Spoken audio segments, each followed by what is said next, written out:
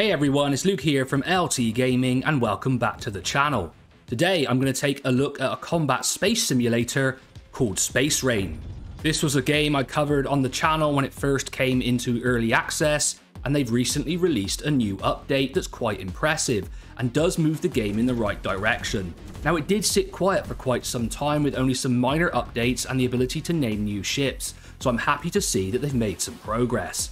So today I'm going to take a look at what the game actually is, what the roadmap looks like, and what they've recently delivered in the new patch. Now, often in the comments people like to debate what constitutes a space simulation game, and yes, this game is more of a space combat sim. It doesn't have the trading element, but does have a number of different factors like Elite and X4 that allows me to put it into that genre.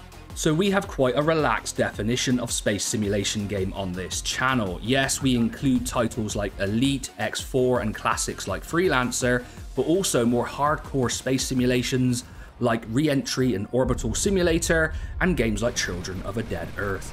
And in that context, Space Rain sits towards the more casual end of the market.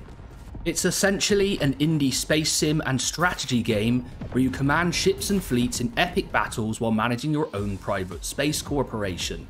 You get to conquer stars for your faction and expand its influence in a near future galaxy where rival corporations are locked in relentless conflict over territory and resources. So that sets the scene for the type of game that this is and introduces the two main elements, the indie space sim and the strategy layer, which makes this game unique. I did say in my original look at the game over a year ago that it showed potential, but I was worried at how they were going to progress because they had worked on it for 4 years before they even put it into early access. And that has actually played out. Development has been very slow, and they have now reshaped the game with a new update. So I still remain very cautious on this title, despite the potential that I saw back then and I still see now. And that remains the dilemma of early access titles. Now, for someone like me, I will even play a game just for its mechanics, and if it doesn't develop fully to the end product, I tend to get over it. But I understand that a lot of consumers put their hard-earned money into early access titles, and they expect them to deliver. So there's definitely a payoff here. The developers need to earn trust by maintaining this sort of update for Space Rain and showing progress in the right direction. I think they're doing that, but I still remain a little bit cautious, and you should also. The update 0.4 or Marshall's End, which went live on the 19th of June, is when I jumped back in, and I have to say the main thing here is I've been having a lot of fun, and I'm still impressed with how this game looks and plays. So let's jump into what they've added, tweaked and updated in this patch, and the fun that I've had while playing it. So the first major addition added to the game is Large Ship Direct Control. With this addition, you're able to take control of large ships from a third-person perspective and use manual or automatic weapon modes to take down enemy ships and drones. The third-person mode is actually very different from flying some of the smaller craft being in first-person, and I enjoyed the dynamic. They've introduced a new tutorial to take you through how everything works, and honestly, it's a pretty cool addition.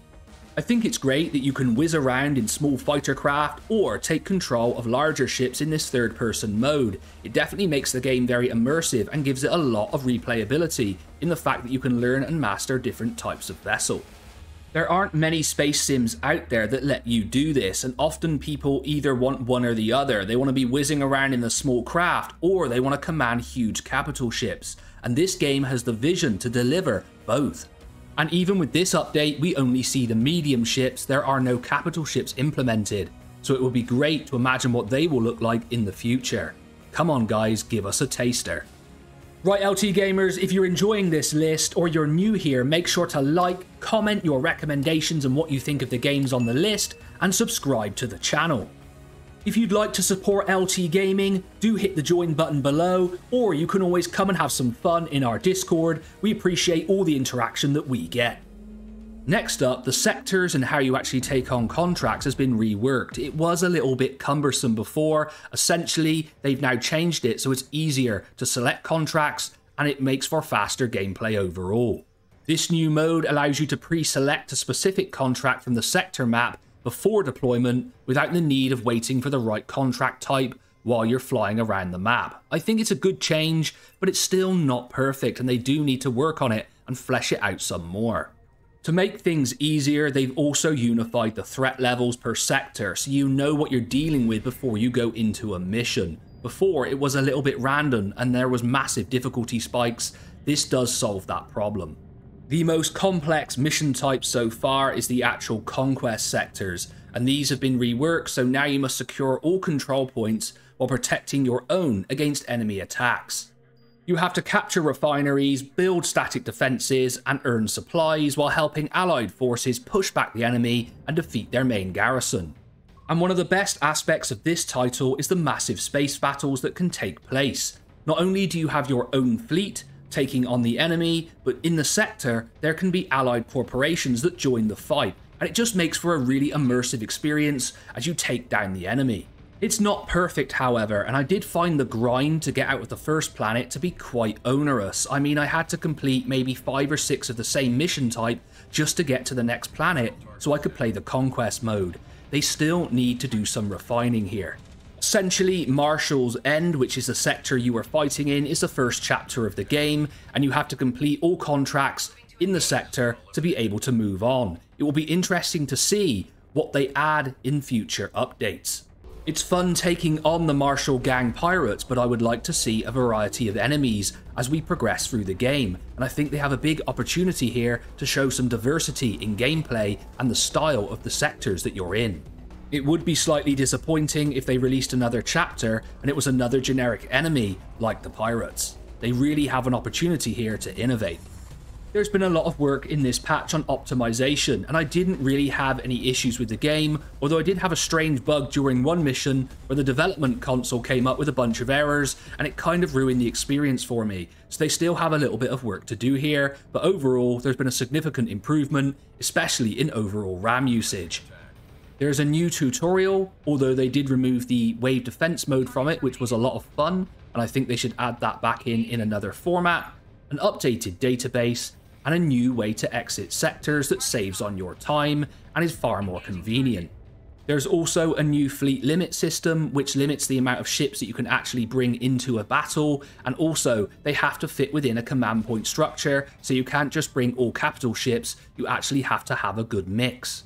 They did, however, remove salvaging because it didn't fit into this update, but they plan to bring it back in the future, so let's keep an eye on that one. So overall, I think they've reworked the game in a really positive direction. It's fun to play in first-person mode, in the new capital ship mode, and also when you zoom out and play with the strategy layer. I still think the way that contracts and sectors are managed needs a little bit more of a rework. It's a little bit repetitive, and I'd like to see further mission variation. But overall, there's still a real gem of a space combat sim here, and I'm really encouraged by the tweaks that they've made, and although development has been slow, they're moving in the right direction. The game looks great, and it plays really well, and I really enjoy taking down the enemy in this one. So what's next for Space Rain? With the fundamental systems now in place, the developers have promised more frequent feature and content updates, which will be divided into smaller, more regular ones with additional chapters. That is definitely a direction they should take. They've promised in Chapter 2 that heavy frigates, destroyers, new weapons and sectors will be included with a new enemy faction to play against. Really exciting stuff. So there we go, LT gamers. If you're interested to wishlist this one or even pick it up, I'll leave a link to the Steam page below in the description. It would be great to get your feedback on what you think of this title, or even where you think it's going to go in the future in the comments below. I've been Luke from LT Gaming. Make sure you do all that liking, commenting and subscribing stuff that we do need here on YouTube, and I'll catch you on the next one.